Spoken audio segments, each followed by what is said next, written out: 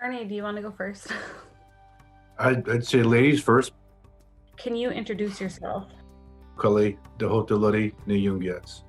Maganyanta ni wigita loda. Waniota aga ni wigahujod.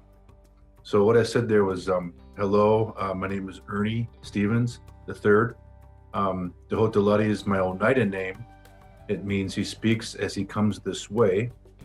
I like to refer to it as I'm walking and talking, which I do all the time. And I am of the Turtle Clan, and people of the Standing Stone is the land and people from which I come. You got a beautiful family. You got some little ones. Um, can you talk a little bit about your family and just kind of go through that personal introduction of yourself and your family, please? Buju anangi kwe indigenous ajajak and dudem nagachu anang and dunjaba. Just to translate, my name is Rita Aspinwall. My Anishinaabe name is Star Woman. I am from the Crane Clan and I am from Fond du Lac, Band of Lake Superior, Chippewa, located in northeastern Minnesota. So I do have quite a few kids. I live with my partner Colton, and we have 3 beautiful boys and 1 little girl. So Ernie, you and I have been co-hosting Native Report for quite a few years now. But I think everybody wants to know, what do you do day to day? What's your profession? I'm doing a lot of freelance work right now. I just came off of a 3-year term on the Oneida Business Committee, which is essentially the tribal council. But right now I'm founding an esports trade organization called IGEA, Indian Gaming Esports Authority. I am doing a little bit of stuff with some youth sports development and things like that. Working for a foundation called 7G Foundation. So I'm just kind of, I guess, into a number of things, but that's what takes up most of my time. But you had some plans this pandemic with your family that sort of got postponed. Can you talk about that a little bit and how that's been for you? So the pandemic across the nation, across Indian country, it has rocked everybody's world, and my life was no exception. I was planning on getting married to my partner Colton, but unfortunately, plans have to change and we have to adapt, and we're just rolling with it right now. And hopefully someday we can finish those plans. But for right now, we're just making sure that everybody is safe and we take proper precautions. You mentioned that you were involved with youth sports. Do you have any advice or anything you'd like to say to the upcoming generation? Yeah, great question. It's a defining year for us, and so I think the one thing that I would say, this would be to all kids, but obviously focus really on our indigenous children, is listen to your elders, listen to your history, listen to your culture. The teachings are there, and they're showing us the path before us, and so I would recommend they be really in tune to that and focus on those teachings as you try to become healthier and try to become I guess a better person, student, human being, and all that. I think that's what I try to teach my kids when I'm coaching. And I've done it multiple sports. Right now it's really mostly lacrosse. So lacrosse is a perfect vehicle to teach those things, because it's in the very teaching of lacrosse. I mean, it was given to us for health and mind, body, and spirit healing. So I try to apply that to just about anything, when it comes to youth. And I would say definitely do that. Um, you know, Language is very important. I think all those things are important when it comes to developing yourself. And if you're not interested in sports, find something that interests you and apply the same teaching and philosophy to that, no matter what that might be. So if you could talk about just your community for a minute and some of the things that you are proud of, some things that you've seen growing up, things that you feel that viewers should know about and the world should know about your community. I think that's important to understand of where you come from, your family, and all those things. If you could just mention some of that.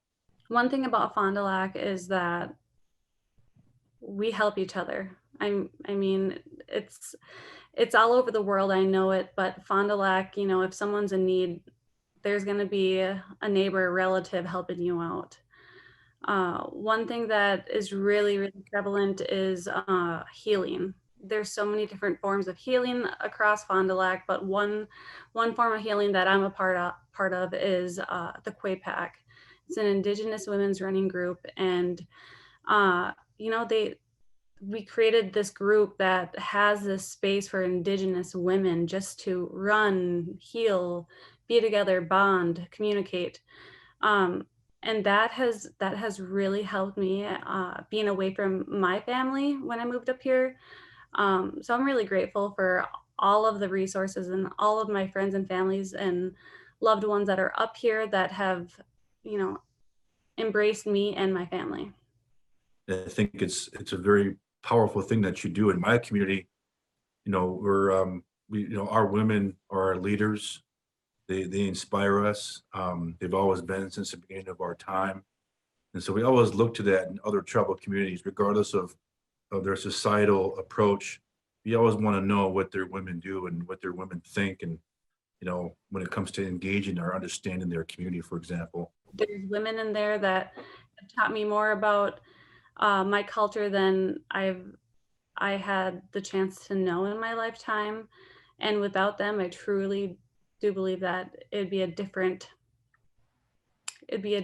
time for me living here if I didn't have them. One question that I think might be interesting for the viewers to hear is sharing one or two things that they may not know about you. What they don't know about me, I guess, is I'm a I'll go to the personality. I'm a very what's the word, empathetic and sympathetic person. I have a very strong sensitive side that I really hate to see people in pain and see people suffer. So it's been sort of a hard situation too, especially with a lot of community members around home, and I've always been seen as the strong protector type, and I'm there to do that. Of course, my family kind of teaches about that, accountability, all those things. I'm all, tough love. I'm the forebearer of all that for my family and other people.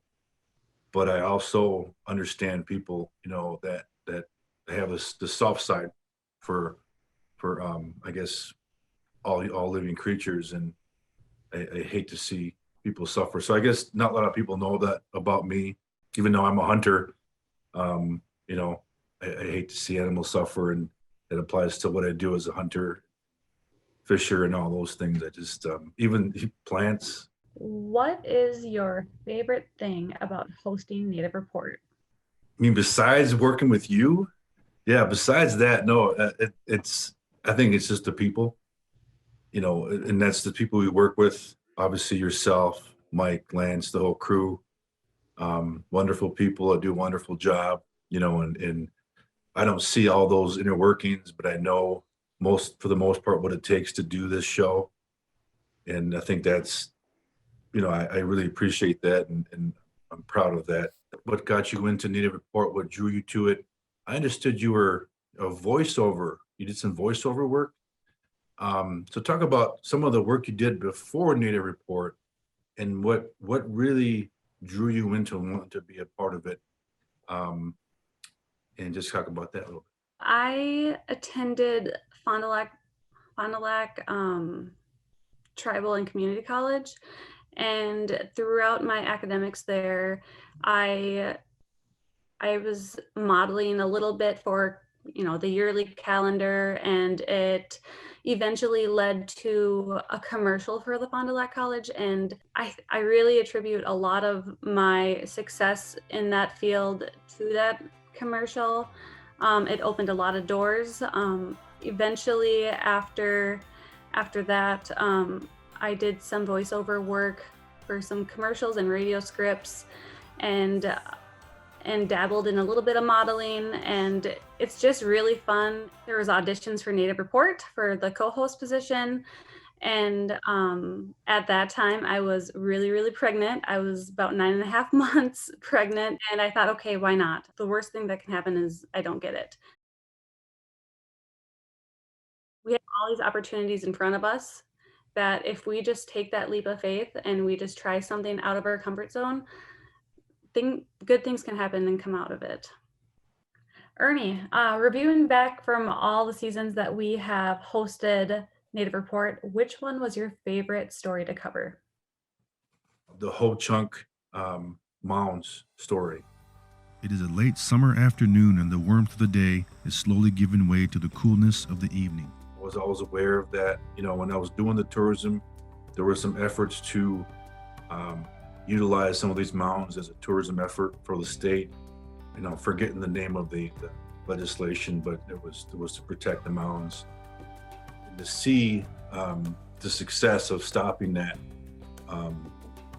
issue in protecting those mounds, it was really cool. And then be able to do a story on it from their perspective. That's something we just wasn't out there. A lot of stories. What's your favorite? What comes to mind when you think of that most impactful story for you? Quite recently, for this upcoming season, we are going to be following a medical student, Jaja Green Sky. I'm really excited to see how that story develops. But there's so many, the Fond du Lac flag installations, and of course, one of the first stories that I've covered was Delina White, along with Lavender, Kingbird, and Sage Davis. They were my first story that I covered, that I was in the field asking questions, interviewing.